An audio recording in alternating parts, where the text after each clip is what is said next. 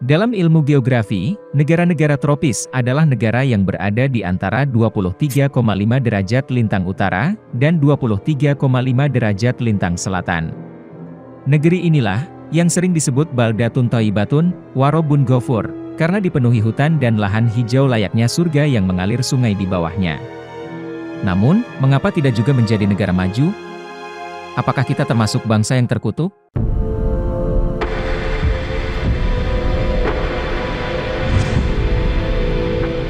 Negara-negara beriklim tropis, sejatinya adalah negara-negara yang kaya. Namun kekayaan yang dimaksud di sini, hanya dari kekayaan alamnya yang melimpah ruah, bahkan hampir bisa dikatakan, bahwa di negara-negara tropislah sumber kekayaan bumi terpendam. Kita ini, termasuk manusia-manusia yang sangat beruntung, bagi yang paham dan bersyukur. Lihatlah bagaimana bangsa Eropa yang mengalami 4 musim, dibandingkan kita yang hanya diterpa hujan dan kemarau. Mereka, bangsa-bangsa Viking, Roma, penjajah Spanyol, Belanda, hanya untuk mencari penghangat badan dan rempah untuk bertahan hidup, harus bertahan mengeksplorasi bumi. Jika dilihat dari dalam peta, maka mencakup semua negara di Asia Tenggara, Australia yang hanya bagian utaranya saja, Arab Saudi yang hanya sebagian wilayah selatannya saja, wilayah tengah Afrika, dan sebagian Amerika Selatan.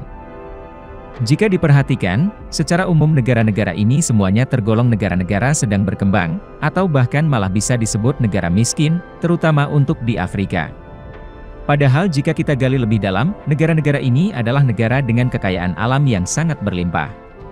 Contoh kecil saja Indonesia, sudah tidak perlu saya jelaskan detail bagaimana kekayaan alamnya, mulai dari perhutanan, perikanan, pertanian, hingga sektor pertambangan. Bergeser ke barat ada benua Afrika, yakni kumpulan beberapa negeri yang secara kasat mata memang seolah tandus. Akan tetapi kita tahu, pada era kolonialisme, negara-negara Eropa berebut mendapatkan wilayah di dataran Afrika sana. Karena ternyata, di balik gersangnya tanah Afrika, terdapat kandungan mineral yang berlimpah. Afrika merupakan wilayah penghasil beberapa mineral terbesar di dunia. 50% produksi emas dunia berasal dari Afrika Selatan, Zimbabwe, dan Republik Demokratik Kongo. Selain itu, Afrika juga memiliki negara produsen minyak mentah besar, seperti Nigeria, Libya, dan Angola. Mineral-mineral lain yang banyak dieksploitasi di benua hitam ini, yaitu kobalt, tembaga, chromium, uranium, platina, dan bauksit. Bergeser lagi ke barat, benua Amerika, tepatnya Amerika Selatan. Kita tahu bahwa beberapa penghasil minyak dunia ada di dataran Amerika Selatan. Tak cukup dari pertambangan yang melimpah, tak kalah juga kekayaan yang mereka miliki di sektor hijau-hijauan. Salah satu hutan hujan tropis terluas ada di sana, yaitu hutan Amazon. Keadaan dan kekayaan geografisnya, flora dan faunanya, tak kalah eksotisnya dengan Asia Tenggara. Seperti yang sudah dijelaskan, negeri-negeri beriklim tropis ini cenderung miskin, dan kalah dengan negeri-negeri lain di luar tropis. Mengapa demikian? Jawabannya tentu ada di sektor sumber daya manusianya, tepatnya mental dan etos kerja. Sebagai perbandingan mencolok, ada di benua Eropa. Dengan terbatasnya kekayaan alam yang ada, penduduk Eropa mempunyai etos kerja yang tinggi. Saat ini, mungkin tidak ada eksplorasi alam satupun di negeri-negeri dengan alam melimpah, tanpa melibatkan orang-orang dari benua Eropa. Bahkan, di benua-benua Eropa, pertambangan dan pengolahan alam di sana banyak yang ditutup, atas dasar pemeliharaan lingkungan. Lahan-lahan yang seharusnya bisa dijadikan pertanian, dibiarkan kosong begitu saja, karena selain tidak begitu subur, juga agar zat-zat yang terkandung di dalam tanah masih tetap lestari. Untuk hasil-hasil alam, mereka lebih memilih untuk mengimpornya dari luar negara. Orang Eropa, dahulu terbiasa dengan ujian berat dari kurangnya sumber-sumber kehidupan yang mereka punya. Melalui beberapa revolusi, yang puncaknya adalah revolusi industri, negeri Eropa berkembang menjadi negeri yang makmur, dengan diimbangi pelestarian lingkungan. Penduduk di negara tropis, kurang inisiatif dibanding penduduk di negara 4 musim, misalnya inisiatif untuk menciptakan teknologi. Hal ini mungkin dikarenakan, penduduk negara 4 musim sudah terbiasa untuk hidup di lingkungan yang lebih keras saat musim dingin, sehingga mereka terpacu untuk menciptakan alat atau perangkat yang dapat membantu kehidupan mereka. Selain itu, revolusi mental di Eropa berkembang lebih cepat dari negeri lainnya. Contoh kecilnya kawasan Skandinavia, yang dulunya adalah tempat tinggal kaum barbar, bangsa Viking. Sekarang, kawasan Skandinavia berubah total menjadi negeri dengan tata kelola pemerintahan yang baik. Norwegia menjadi negara dengan penduduk paling bahagia di dunia, serta masuk jajaran 5 besar negara dengan tingkat korupsi paling kecil di dunia. Kita mundur lagi ke zaman prasejarah. Homo erectus punah disebabkan karena kemalasannya. Siapa Homo erectus ini? Yang sudah ditemukan fosilnya, mereka tersebar di wilayah yang saya tampilkan ini. Ya, mereka tinggal di daerah tropis. Jika dibandingkan dengan hominin lain seperti Neanderthal, Homo erectus ternyata cukup malas dan enggan untuk beradaptasi dengan lingkungan. Mereka tidak melakukan upaya maksimal untuk membuat alat, dan mencari persediaan bahan makanan. Sebaliknya, mereka justru memilih tinggal di tempat-tempat yang memiliki akses mudah untuk mendapatkan batu dan air. Lagi-lagi mengandalkan alam, bukan memikirkan efisiensinya. Tidak ada perkembangan sama sekali, hingga pada akhirnya lingkungan tidak lagi berpihak pada mereka. Menurut Stephen Oppenheimer, peradaban manusia justru berawal dari Sundaland. Tanah yang subur, kaya akan aneka ragam hayati, dan digambarkan sebagai tanah potongan surga. Di sini, masyarakatnya dimanjakan oleh alam tempat mereka tinggal. Dampaknya, mereka menjadi malas, kebanyakan ongkang-ongkang kaki, dan sedikit bergerak. Banyak yang sepakat, kalau suku Sunda, itu lebih tua dari suku Jawa. Namun, mengapa suku Jawa lebih dominan di Nusantara?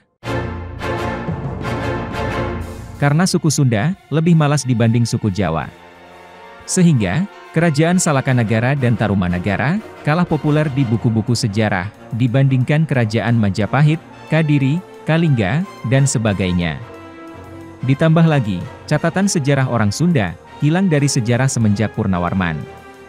Kerajaan Demak, meluaskan wilayahnya sampai ke tanah Sunda. Sehingga, apapun yang terjadi pada masa itu, dianggap sebagai hasil jerih payah suku Jawa. Di lain sisi, orang Sunda yang tak bisa bergerak karena kekuasaan Demak, berkumpul di Tanah Priangan, atau Parahyangan. Nah, dari tempat inilah, karakter orang Sunda lebih malas dibanding orang Jawa, makin menjadi. Raffles menuliskan kalau Indonesia memiliki tanah yang paling subur. Di antara pulau-pulau di Indonesia, tanah Jawa adalah yang paling subur. Dan jika kita kerucutkan lagi di tanah Jawa saja, yang paling subur adalah Tanah Priangan. Tanah Priangan merupakan daerah pegunungan yang paling subur, karena merupakan daerah vulkanis, yang dibentuk oleh gunung-gunung berapi dengan ketinggian antara 1.800 hingga 3.000 meter di atas permukaan laut. Tanah ini kaya akan mineral yang dibutuhkan tanaman, dan mampu menangkap air paling banyak. Karena inilah, kita banyak menjumpai di daerah Priangan yang memiliki nama Depanci, berasal dari kata cai, yang artinya air. Wilayah Priangan ini, dihuni sebagian besar oleh suku Sunda yang sering disebut Urang Gunung, Wong Gunung, atau Tiang Gunung oleh orang yang tinggal di pesisir. Nah, orang Sunda saking dimanjakan alam ini, menjadi malas luar biasa.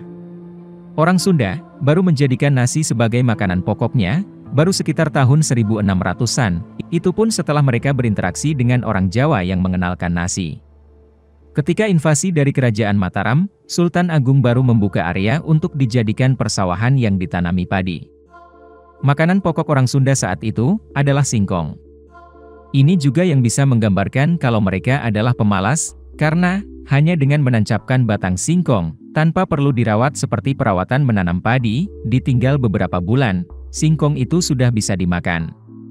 Sambil mencabut singkong yang sudah siap panen, batang pohonnya ditancapkan lagi, dan ditinggal lagi, lalu balik lagi sudah panen lagi. Mantap! Inilah yang menjadi istilah, kalau tanah kita tanah surga, hanya dengan menancapkan tongkat kayu, bisa menjadi tanaman yang bisa dimakan. Berbeda dengan orang Jawa, untuk bisa makan nasi, orang Jawa harus menebang hutan, meratakannya, mengairi sawahnya, membuat benih, mencabutnya lagi untuk dipindahkan, lalu mengatur jarak antar tanaman. Belum lagi perawatan dari rumput liar, dan hama yang menjengkelkan. Ketika sudah panen pun, harus memikirkan cara mengupas kulit dari benda yang kecil. Selain itu, orang Sunda malas berinteraksi dan keluar dari wilayahnya. Berbeda jauh dengan orang Jawa, mereka terkenal di perantauan. Walau terkenal malas, orang Sunda juga terkenal cerdas. Cerita malas tapi cerdasnya orang Sunda ini juga tergambarkan kepada sosok si Kabayan. Kecerdasan intelektualnya ini sayangnya digunakan untuk menipu. Oleh sebab itu, sangat pantas bahwa negeri-negeri beriklim tropis khususnya Indonesia adalah negeri-negeri dengan kutukan sumber daya alam melimpah yang membuat masyarakatnya terlena dan terbiasa sejak dahulu kala dilayani dan dimanjakan oleh alam, sehingga tongkat kayu dan batu jadi tanaman.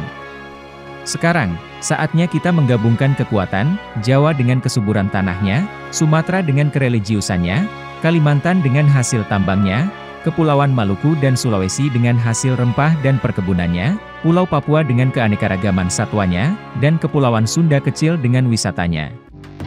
Khususnya, orang Jawa dengan kerja keras dan keuletannya, orang Sunda dengan kecerdasannya, serta suku-suku lain dengan kelebihan yang dimiliki masing-masing. Namun, buang jauh-jauh sifat intoleran dan menipu sesama bangsa, agar terlepas dari kutukan negatif dari Sang Maha Pencipta.